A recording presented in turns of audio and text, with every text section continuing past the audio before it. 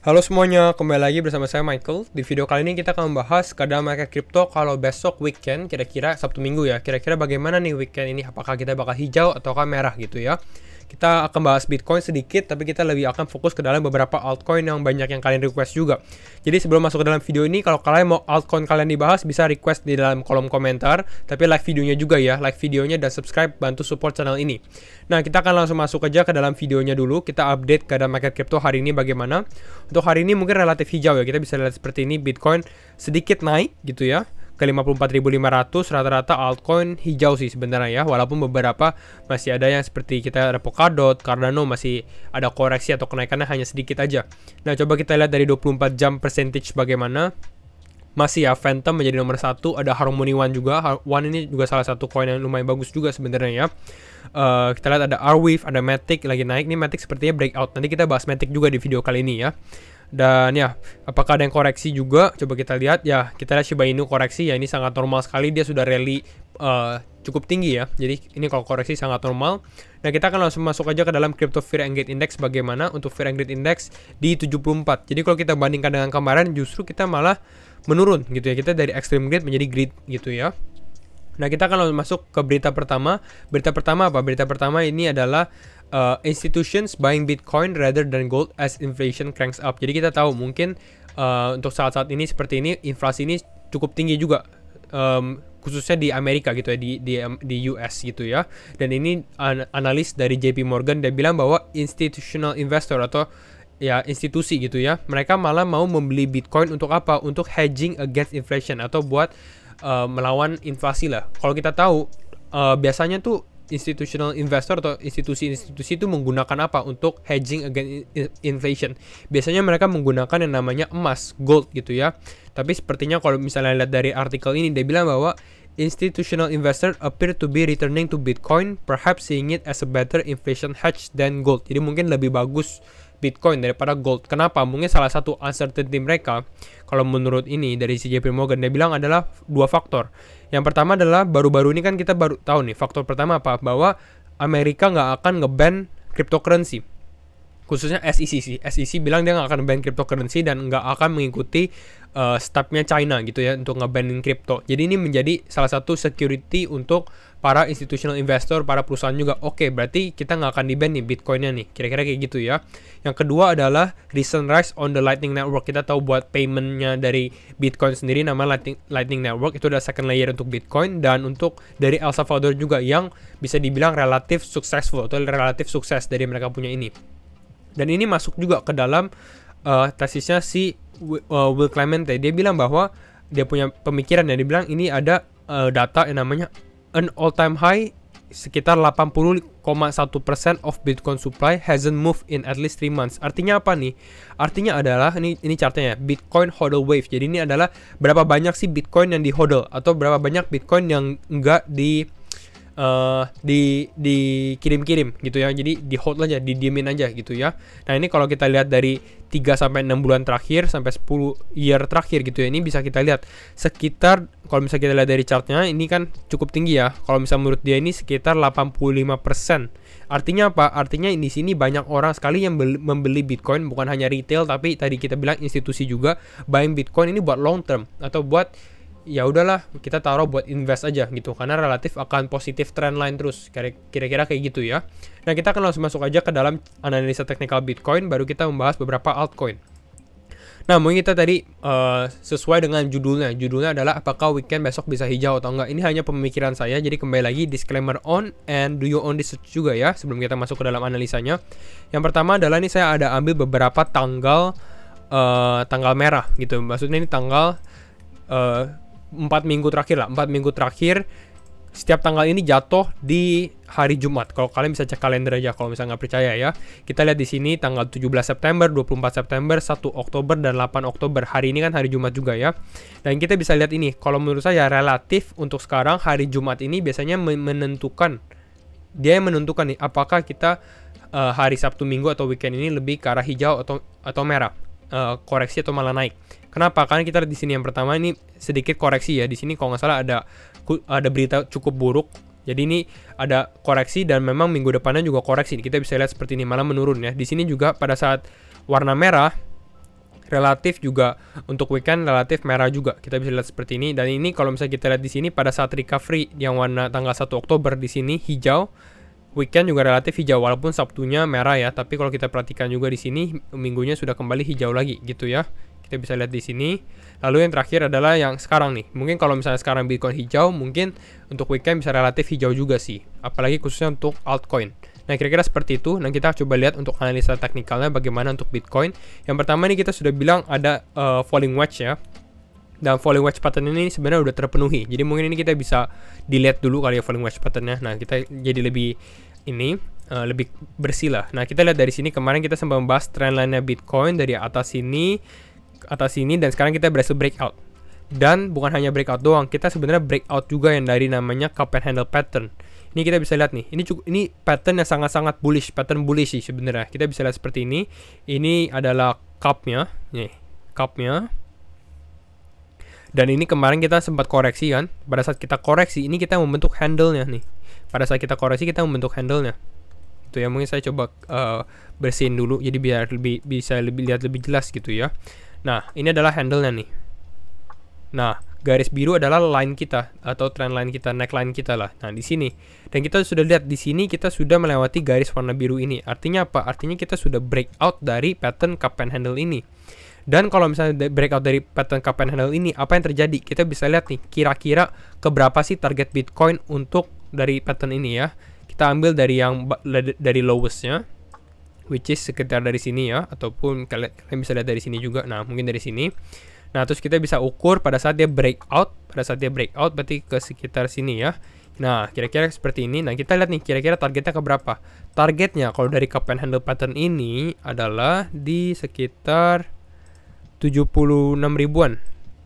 Ya, di sekitar 76 ribuan akan menjadi target kita selanjutnya untuk Bitcoin. Oke. Jadi ini sangat-sangat bullish. Jadi ini cukup bullish walaupun harus di-noted juga. Bahwa apa? Bahwa nggak selalu kalau misalnya seperti ini terjadi pasti kita langsung naik gitu ya. Nggak kayak gitu. Kita pasti naiknya kayak naik anak tangga lah. Jadi pelan-pelan gitu ya. Dan akhirnya kita bisa nyampe juga ke 77.000 kalau seperti ini ya, asalkan kita nggak turun lagi ke bawah. Nah, itu tuh Bitcoin. Kita akan langsung masuk ke dalam analisa altcoin pertama. Kita mungkin mulai dari Matic. Matic bagaimana? Kita coba zoom langsung aja Matic. Kalau lihat seperti ini, Matic ini breakout dari patternnya. Kita lihat ada wedge pattern dan di sini dia breakout. Nih saya coba clear beberapanya dulu. Nah, kita bisa lihat seperti ini. Nah, dia breakout. Dia juga ada pattern. Bisa kita lihat ini seperti pattern double bottom ya. Double bottom. Dan kalau misalnya sesuai dengan pattern double bottom, target Matic berikutnya itu di sekitar harga 1,461 ya, 1,461 dolar. Ini akan menjadi target berikutnya untuk double bottom sendiri. Jadi ini cukup bagus untuk Matic, dia bisa breakout. Tapi apakah Matic akan rally cukup besar? Sebenarnya kalau kalian holder Matic ya harus sedikit sabar lah sebenarnya. Memang dia sedikit lama juga naiknya gitu ya. Nah, coba kita lihat untuk IDR-nya bagaimana. Hampir sama juga sebenarnya. Ini kita lihat ada pattern double bottom yang terjadi, lalu dia breakout juga di sini kan. Hari ini dia breakout dan kita bisa lihat target kita tuh sekitar 20.600-an. Oke, kalau saya lihat di sini ya Matic kalau misalnya mau rally kencang lagi atau misalnya mau terbang, jadi dia harus membentuk higher high yang baru. Higher high dia sebelumnya itu di sekitar 24.000, jadi dia harus bisa break yang ini gitu ya, atau di sekitar di sini di sekitar 1,7 dolar. Oke, kira-kira seperti itu untuk Matic. Kita masuk lagi ke DOT USDT. Nah, sebelum kita masuk ke DOT, sebenarnya DOT ini ada news baru nih. Newsnya apa di sini ya? Di tanggal Oktober 13 dan Oktober 14 akan terjadi yang namanya Sub-Zero Conference kalau tidak salah ya di sini ya. Dan di sini dia akan diskusi akan membahas yang namanya what is next for Parachain. Kita tahu Parachain dan salah satu yang menjadi sentimen positif untuk Doge Polkadot adalah lelang parachain-nya gitu. Dan di sini mungkin dia akan mendiskusikan lebih lanjut lagi tentang parachain-nya Polkadot dan parachain-nya Kusama di Oktober 13 sampai 14. Jadi ini akan cukup bagus dan mungkin bisa aja di-announce tanggal berapa sih parachain akan keluar di Polkadot. Dan kalau misalnya ini di-announce seperti itu, wah Polkadot mungkin kalau menurut saya sih akan terbang gitu ya kalau misalnya benar-benar terjadi di Sub-Zero ini gitu ya. Ini hampir sama juga yang akan ngomong salah satunya juga adalah si Gavin Wood. Gavin Wood adalah CEO dari Polkadot sendiri, Polkadot founder, oke. Nah, jadi kita coba lihat nih untuk teknikalnya bagaimana untuk Polkadot. Untuk Polkadot sebenarnya masih sehat. Kita lihat kemarin Polkadot sudah breakout ya. cukup breakout, cukup bagus juga di sini. Sempat mau retest ke bawah, tapi dia hanya kembali ke sekitar 29 dolar. Jadi kalau misalnya kalian sekarang bisa dapat Polkadot di bawah level 30 dolar, ini juga cukup bagus. Walaupun sebelumnya kita lihat di sekitar 25 sampai 27 dolar. Apakah masih bisa? Masih bisa, cuma agak susah kalau misalnya dia mau turun lagi lah ke bawah. Jadi ini masih cukup bagus juga, at least sebelum event ini mungkin ya. Karena mungkin pada saat event ini bisa ada terjadi potensi dia pumping lah gitu ya, walaupun kita nggak tahu pastinya bagaimana. Untuk DOT sendiri di sini hampir sama juga, asalkan dia masih bisa mempertahankan trendline ini nih. Yang sebelumnya kan dia breakout dari trendline yang warna biru ini ya, kita bisa namakan ini resisten trendline-nya. Nah pada saat dia breakout kita buat trendline baru gitu ya, kita membuat support trendline-nya seperti ini. Jadi asalkan dia masih di atas, asalkan dia masih bisa mantul di sini, ya ini masih aman gitu ya, nggak usah takut terhadap Polkadot sendiri. Mungkin masih bisa turun sampai sekitar 440.000 atau 450.000, itu menjadi salah satu opportunity atau kesempatan untuk membeli Polkadot. Nah kita akan masuk ke dalam sister chain ya, atau mungkin sepupunya Polkadot, namanya Kusama. Bagaimana dengan Kusama? Kalau Kusama menurut saya ini lebih bagus sih daripada Polkadot, bukan secara fundamental ya, tapi secara harga sekarang.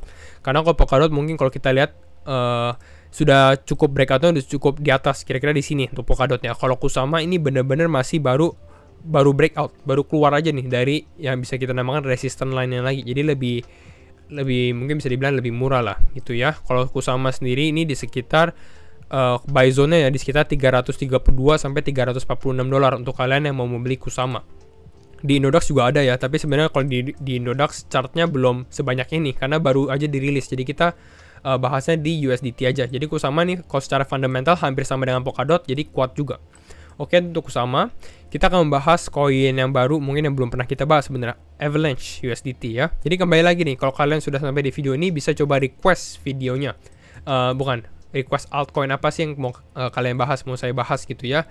Bahasnya singkat aja seperti ini ya. Kita coba lihat Avalanche bagaimana. Avalanche ini saya lihat dia lagi membentuk symmetrical triangle. Mungkin opportunity-nya dia bisa kesempatan naik breakout ke atas ya. Kalau misalnya seperti ini terjadi, dia breakout ke atas, target berikutnya untuk Avalanche ini ya di sekitar 1,618 atau 91 dolar lah. Ini untuk Avalanche, jadi masih cukup bagus. Dan ya asalkan dia masih bisa mempertahankan di sini nih support level dia ya. Mungkin kalau dia turun di 60 dolaran ini menjadi salah satu opportunity atau kesempatan bagus untuk membeli juga, karena Avalanche juga fundamental bagus juga, dia adalah salah satu layer 1 juga yang berpotensi. Oke, mungkin dia breakout, dia retest supportnya baru dia naik. Tetap pasti nggak, target seperti ini nggak langsung terjadi gitu ya, pasti akan bertahap. Oke. Nah kita akan masuk sekarang ke H-bar USDT. Bagaimana H-bar? Dia sempat rally kencang ya, cukup sekitar berapa hari nih, sekitar 44% dalam waktu 5 hari. Dan sekarang dia mengalami bear, ada red candle 4 hari berturut-turut. Bagaimana dengan H-bar? Apakah masih boleh beli? Kalau menurut saya H-bar sekarang di harga support yang bagus. Kenapa? Karena kita bisa lihat nih di EMA 20 dan EMA 50 nya, kita lihat harga H-bar ya. Pada saat dia uptrend, ini dia memeluk atau dia ya support level yang kuat ini di exponential moving average 20-nya ataupun di 50 ya. Kita lihat kalau misalnya kita zoom ini ya adalah beberapa candle, shadow candle atau bayangan candle ini yang di bawah di dekat EMA 50. Artinya adalah kedua garis ini valid, yang warna oranye dan warna merah ini. Jadi untuk kalian yang mau beli H-bar, kalau kalian cukup positif ya mungkin di harga sekarang masih boleh untuk membeli H-bar. Karena sekarang tertahan di EMA 20-nya. Ataupun kalau kalian bilang, wah ini masih terlalu tinggi lah, mungkin dia masih bisa turun lagi. Ya udah, kalian misalnya bisa taruh di sekitar golden ratio Fibonacci-nya, yaitu di sekitar 0,34 dolar. Dan ini pas juga di EMA 50-nya. Gitu, jadi ini adalah dua level untuk membeli H-bar. Menurut saya setelah dia hit ini bisa naik, ataupun dia hit ini bisa naik. Kira-kira seperti itu, ini untuk H-bar ya. Atau satu sedikit baru dia naik. Hampir sama kalau misalnya kalian lihat di dalam IDR-nya bagaimana, ya di sekitar 5.200 sekarang adalah salah satu opportunity untuk yang cukup bagus. Ataupun kalau kalian mau lebih sabar di 4.800. Apakah bisa terjadi? Tergantung market kriptonya sih. Kalau misalnya lagi ya merah ya mungkin bisa terjadi, tapi kalau hijau mungkin sekarang ini sudah disupport lah kira-kira ya. H-bar target berikutnya adalah di sini 6.500 di high dia sebelumnya ya. Untuk di USDT-nya itu di sekitar 0,45 dolar. Nah, terakhir kali kita akan membahas COTI. COTI ini sebenarnya masuk ke dalam rekomendasi saya di bulan Oktober ya. Memang dia turun, jadi nggak semua rekomendasi saya tuh bakal hijau juga ya. Kalau untuk sekarang COTI masih merah, tapi saya nggak gitu panik juga sih tentang COTI karena fundamentalnya bagus. Jadi kalian harus sabar aja sih kalau kalian yang holder COTI juga. Ini kita baru bisa lihat nih, COTI baru aja breakout dari downtrendnya dia nih ya. Dia sempat downtrend dari tanggal 20 September turun terus ya.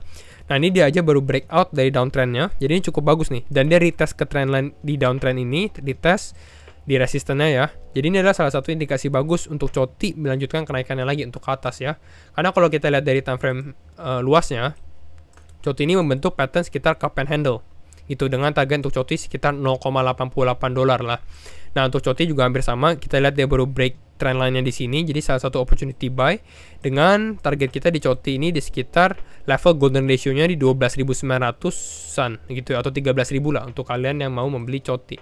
Kira-kira itu saja sih video saya untuk hari ini ya. Ini adalah target COTI. Dan jangan lupa share videonya, like, comment, dan subscribe, and see you in the next video. Bye bye.